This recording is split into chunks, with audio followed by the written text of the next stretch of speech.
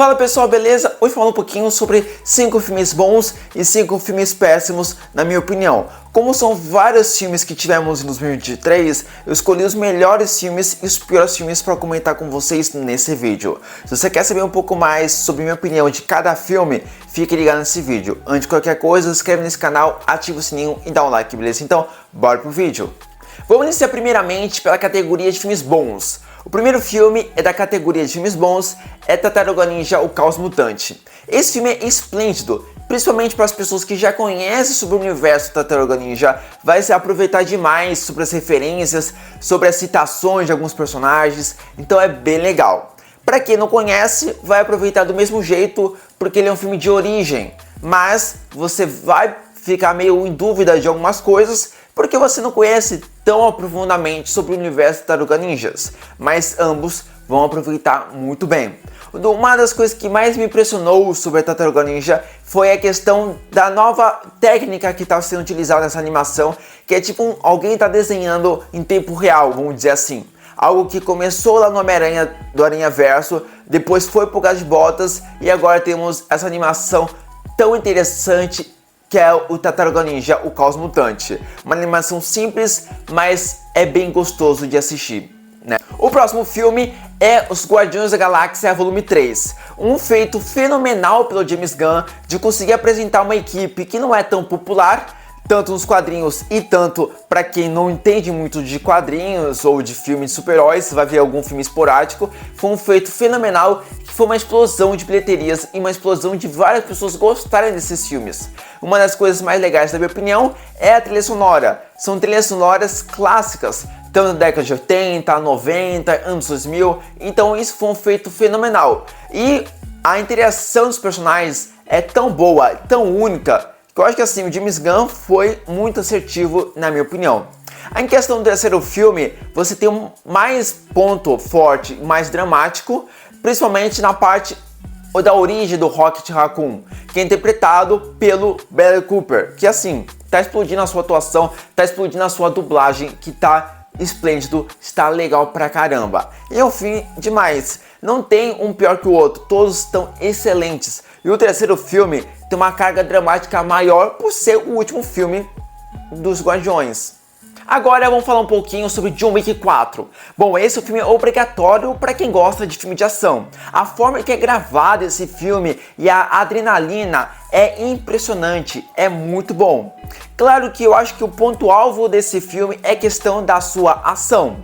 Em questão do seu roteiro, deixa a desejar e muito. É óbvio que a grande maioria dos filmes de ação é mais a contemplação da cena de ação do que o próprio roteiro. Até porque, se você parar pra pensar, mesmo que os outros filmes de ação tenham o seu roteiro, tenham mais diálogos, não é aquele grande roteiro que você vai se interessar bastante nas falas dos personagens. Porém, entretanto, o John Wick tem mais ação do que fala, né? O próprio John Wick, o Keanu Reeves, nem fala quase, é muito pouco. Feriado Sangrento. Esse é um terror do gênero slasher, do mesmo gênero que temos no filme do Pânico, que vai ter uma pessoa fantasiada matando as pessoas aleatoriamente e que no final do filme a gente vai saber a identidade dessa pessoa por trás da máscara. Mas o diferencial desse filme não é nem questão do roteiro, que é interessante, tem umas reviravoltas e tudo mais, mas é questão sim que o serial killer vai começar a utilizar vários instrumentos para cada vítima. Então deixa o filme mais tenso e é um filme bem violento. Mas como eu falei na minha crítica, ele basicamente não é tão violento, porque eu acredito que se fosse lançado no início dos anos 2000, seria bem mais violento do que é nos tempos atuais, que eu acho que proíbe algumas violências que não pode ser posto hoje em dia.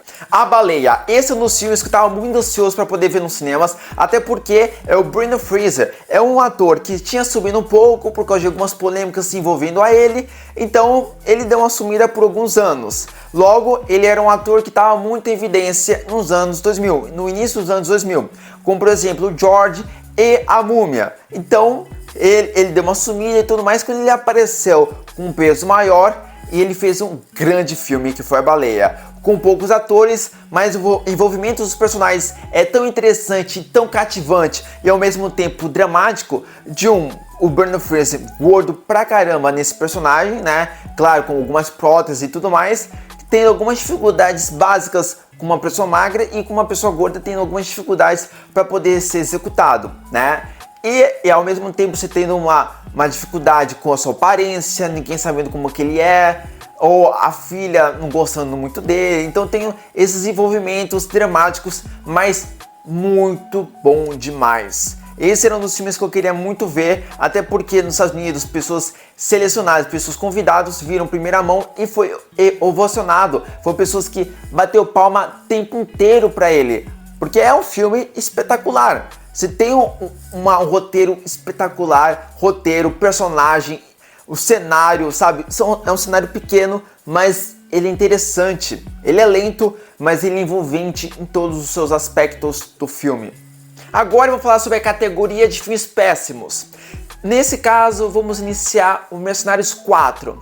O Mercenários 4, diferentemente da categoria bom, que falamos sobre John Wick 4, que é um excelente filme, nesse caso, Mercenários 4 parece que eles fizeram porque estavam para fazer um contrato, precisavam fazer esse filme. O filme é péssimo. Tudo bem que o primeiro ao terceiro filme ele é interessante, tem uma cena de ação bem envolvente e tudo mais. E ainda mais porque é um crossover juntar todos os atores que já fizeram com filme de ação entre década de 70 aos anos 90. Porém, entretanto, esse filme é péssimo, principalmente no momento que deveria ser muito bom e não foi. Sua cena de ação. Você claramente percebe que é uma tela verde do mais péssima qualidade possível. Então tem uns momentos que foca principalmente na cara do ator. E você vê, se você prestar muita atenção, você vê que aquele fundo não é real. É um fundo de tela verde. Então perde muito o seu glamour da sua parte da ação. E fora que o roteiro é o mais clichê possível. Então deixou a desejar. Para mim seria muito interessante que o filme finalizasse no terceiro e não tivesse o seu quarto filme. Demorou tanto pra nada. Talvez deve ter tido algum contrato que obrigou a ter esse filme. A bilheteria, eu vi que era em torno de 100 a 200 milhões de dólares e provavelmente só foi pros atores, que pelos efeitos especiais não tava, foi preço de banana. O Sharknado, os efeitos especiais, o CGI é muito mais primoroso do que o Mercenários 4. É bizarro falar isso, mas é o que parece. Vendo esse filme é uma lástima. Agora vamos falar sobre Exorcista o Devoto. Esse é um filme que, eu já sentia que esse filme não seria interessante, até porque ele quer ser uma continuação lá do clássico Exorcista, que ele é aclamado para os críticos e para as pessoas que adoram filmes de terror. Entretanto, esse filme, ele é mais um caça-níquel para quem gosta de terror. Então assim, ele é péssimo de tudo. A sua atuação, o momento exorcista, o momento que era para ser o auge e não foi. Então deixou a desejar em muitos aspectos do filme. Visualmente o filme ele não tem aquele glamour que o filme tem antigo. Eu sempre digo, se você está utilizando um reboot ou uma continuação de um filme que deu muito sucesso no passado, na minha opinião, não faça continuações, não faça reboot. Deixa a obra original, que já tá excelente, que todo mundo gosta, sabe? Então não precisa. E aí fizeram, porque Exorcista tem um nome enorme para a indústria e eles queriam fazer. E obviamente já estava sentindo que não seria interessante e realmente não foi. Foi um dos péssimos filmes que eu assisti de terror nesse ano. Homem-Formiga e Quantumania. Esse é um dos filmes que eu estava esperando muito que seria interessante, mas infelizmente ele deixou a desejar. Até porque uma das tarefas iniciais desse filme é apresentar a nova fase da Marvel, que seria a fase do multiverso, onde apresentaria o Kang. O Kang nos quadrinhos é um dos vilões mais interessantes que já foi feito pela Marvel, na minha opinião. Só que infelizmente o roteiro não ajudou nem um pouco, é um roteiro muito cafona, uma vibe muito de sessão da tarde. Então deixou a desejar em muito. Tudo bem que o ator que interpreta o Jonathan Major é muito bom, mas por tudo que acontece no filme, deixou a desejar em muito. Tudo bem que o CGI é bom, mas assim, não basta você ter um CGI excelente, mas você ter um roteiro muito ruim e que teria que ser excelente, porque você está abordando uma nova fase e um novo vilão dessa nova fase da Marvel, que é a fase do multiverso. Porém, não deu muito certo na minha opinião. E ainda mais você tá abordando outro vilão, que é o MODOK. O MODOK nos quadrinhos é um dos seres mais inteligentes da Marvel e que no filme ele tá sendo um dos seres mais burros da Marvel. Só tem uma cabeça gigante e nada mais, sabe? Então assim, pra quê? Pra que o Homem-Formiga lutar com o Kang? Poderia ser um outro personagem que seria muito mais interessante, porém não foi. As Marvels. Esse filme não é completamente horrível, porém, tipo assim, você meio que tem que ser obrigado a assistir às séries para você ter um pouco mais de envolvimento do que está acontecendo nos filmes. Mas o que mais me pegou foi simplesmente o CGI. O CGI para esse filme para mim não foi uma coisa tão agradável. Fora que eu acho que um dos pontos mais horríveis que a Marvel nunca aprendeu, e não é de agora, isso já faz um tempo, que eles conseguem elaborar excelentes personagens, excelentes momentos interessantes nas suas construções dos seus personagens, pelo menos na grande maioria dos seus filmes, só que um problema mais drástico são simplesmente os vilões que são mal desenvolvidos, são horríveis. Então, na minha opinião, o filme não é que é maravilhoso, não que é horrível de tudo, mas assim, ele é assistível. Mas eu acho que o pior problema, o maior defeito, na minha opinião, de fato, é a questão dos vilões. Os vilões não são tão bem desenvolvidos, poderiam ser melhores, sabe? Você vai sair do cinema, você vai esquecer quem são eles, os nomes, por qual finalidade que eles fizeram aquilo. Ah, mas foi por causa do bracelete, da Miss Marvel, sabe? Tudo bem, mas é tão fútil algumas coisas, tão ruim, sabe?